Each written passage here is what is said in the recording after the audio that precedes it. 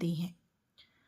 ठीक है, क्या कह रहा है कि जिन ध्वनियों के उच्चारण में वायु केवल किससे निकलती है, नाक से निकलती है, तो वे कहलाती हैं, क्या कहलाती हैं? ऑप्शन है हमारे पास ए अनुस्वार, बी स्वर, सी व्यंजन और डी अनुनासिक।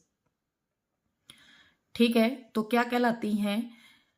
केवल नाक से वायु निकलने वाली जो ध्वनियां हैं वो क्या कहलाती हैं? वो अनुस्वार कहलाती हैं। क्या कहलाती हैं? अनुस्वार कहलाती हैं। मैंने पहले भी बताया है कि प्रत्येक वर्ग की जो पंचम ध्वनि है वो नासिक्य होती है, और वो पंचम ध्वनि किसके रूप में प्रयोग की जाती है? अनुस्वार के रूप में प्रयोग की जाती है। पंचम का मतलब जैसे क ख ग घ अंग हो गया, ठीक है, फिर च छ ज झ ये हो गया, ट ठ ड ढ ण हो गया, त थ द ध न और प फ ब भ म।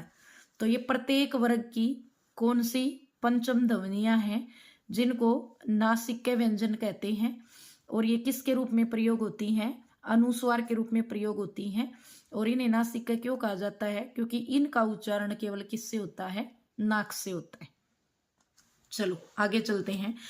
अगला है, जिन ध्वनियों के उच्चारण में वायु नाक और मुख दोनों से निकलती है।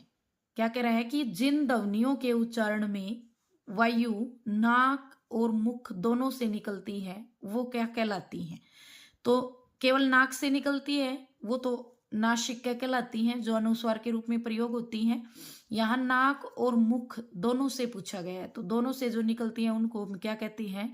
अनुनासिक कहते हैं। क्या कहते हैं? अनुनासिक कहते हैं। आगे है, इनमें से अल्पप्राण है।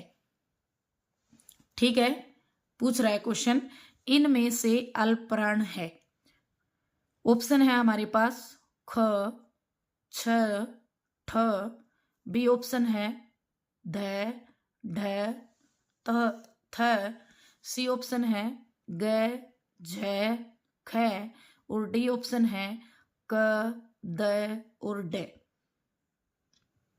पहले तो ये पता होना चाहिए अल्प प्राण होते क्या है। अल्प का मतलब थोड़ी और प्राण मतलब वायु। जिन वर्णों का उच्चारण करते समय हमारे मुख से जो है कम मात्रा में वायु बाहर निकलती है उनको हम क्या कहते हैं? अल्प प्राण कहते हैं।